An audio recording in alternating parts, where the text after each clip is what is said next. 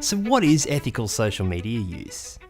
It's quite hard to define until we understand some of the more contentious areas of social media. For example, what happens to our data? Why are social media platforms free? How is our data being stored?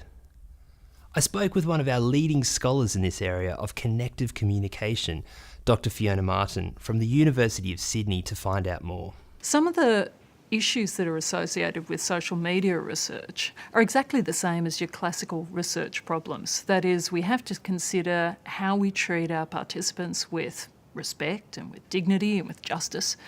And we also have to consider their privacy and, I suppose, their autonomy as research subjects and their safety. But I think the difficulty with social media ethics is that there are so many actors involved in the network of research participants. So it's not just the users of the social media platform, it's also the platform providers and the internet service providers. It might be the users' friends. It might be incidental people who happen to join a discussion on a particular topic. And then you've got any marketing companies who are trying to manipulate the way in which that interaction takes place, or at least intervene in some way.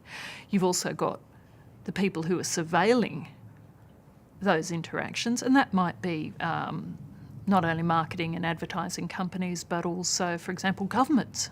So there are a whole lot of different factors, networked relationships, and also the ways in which we're kind of trying to intervene in social media environments that might impact the ethics of the situation. I think it's that complexity that is really what we need to think about.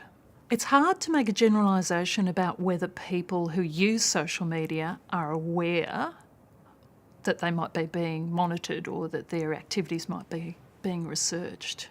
I think some people are very aware, and certainly the studies that have been done of people's attitudes to terms and services on Facebook, for example, suggest that some people are really aware that Facebook does research on them and that it allows third parties, like marketing companies, to conduct research, or at least to look at the data that people are creating in their social media interactions.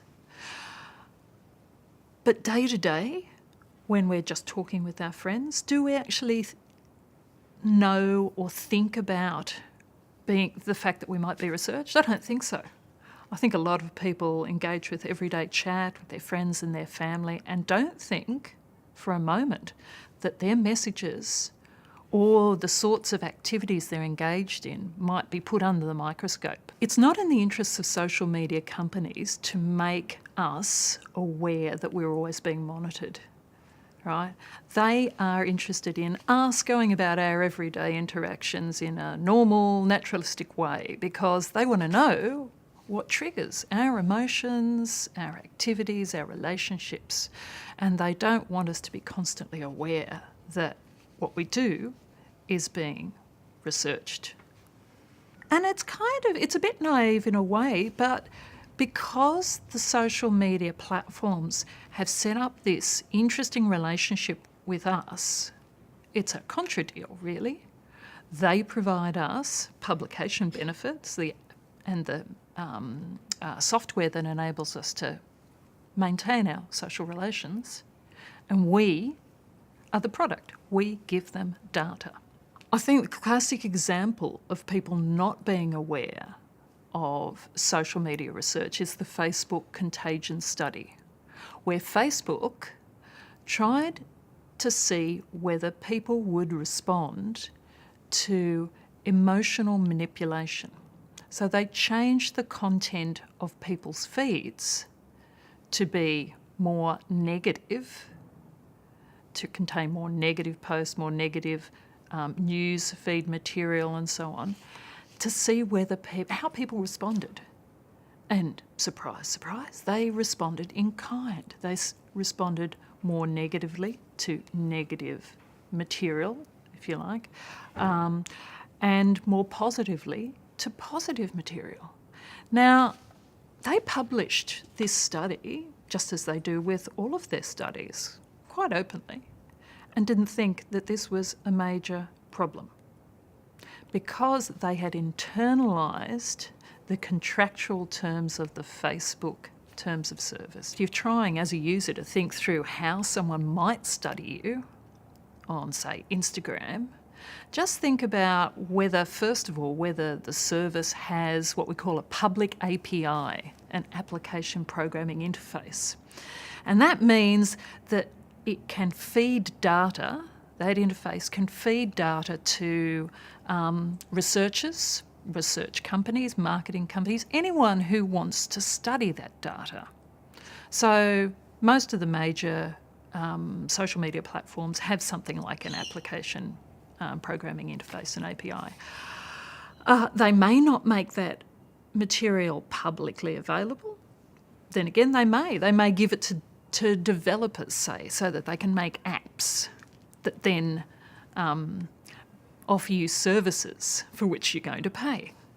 They make it available to market research companies so that they can better target ads at you and your tastes and what you talk about every day. They might give it to governments who request information about different types of groups. For example, if you are a member of a fundamentalist Islamic group that talks about the IS, Islamic State. Now, this is really interesting because if someone's studying Islamic State supporters on Instagram or Facebook, they can also be studying everyone who associates with those people. And that could sweep up your friends or your family accidentally. Is it safe to use social media? It's about as safe as other parts of everyday life. The interesting thing is whether people know how to protect themselves when they're using social media. So whether they understand the terms and services that they're actually signing up for, whether they know how to protect their identity, whether they know how to keep themselves safe from unwanted attention. So are there privacy controls that they can use?